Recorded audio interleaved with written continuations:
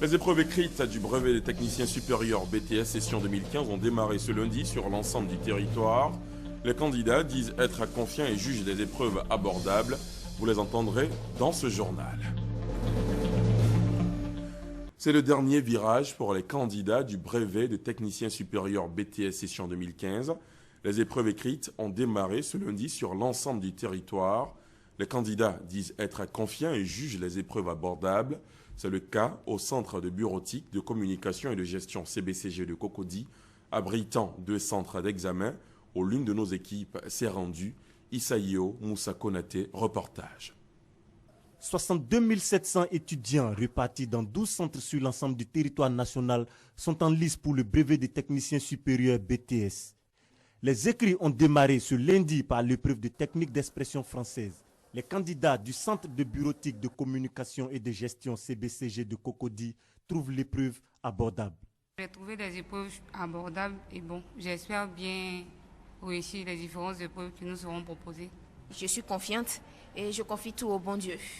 J'ai eu un peu de difficultés pour débuter l'épreuve, mais au final, ça allait. Hormis un étudiant souffrant d'un accès palustre qui n'a pu composer dans la matinée, les épreuves se déroulent sans incident, selon le président du centre 2 du CBCG. Vous pouvez le constater, tout se passe très bien. C'est un centre très calme et les candidats sont dociles et tout se passe bien.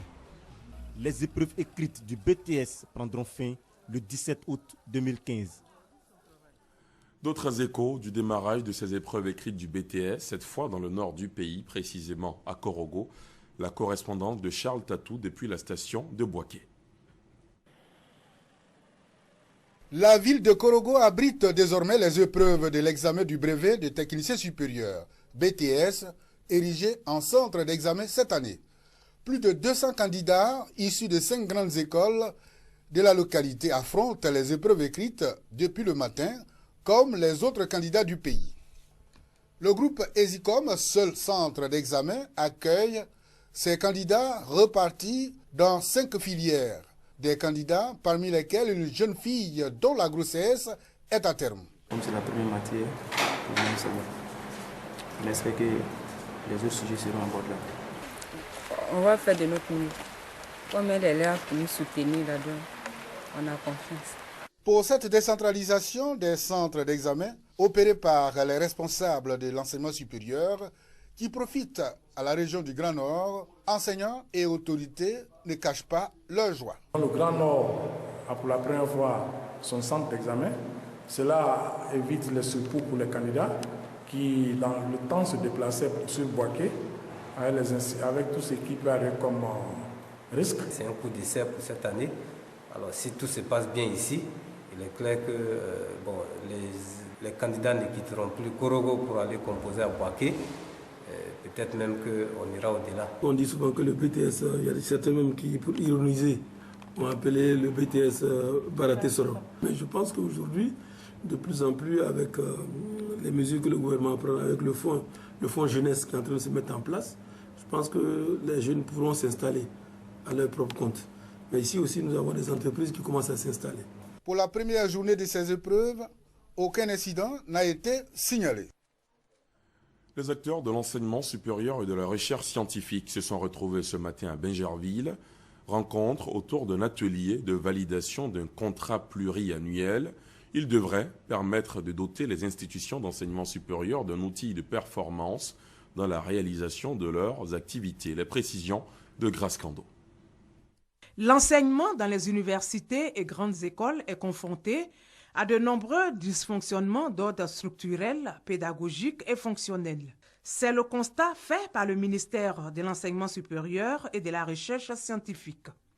Alors, pour améliorer la qualité des offres de formation et programmes de recherche, un atelier de validation d'un contrat pluriannuel se tient à Abidjan. Ce contrat pluriannuel définit les engagements des parties signataires pour la mise en œuvre au plan de développement pendant une période donnée.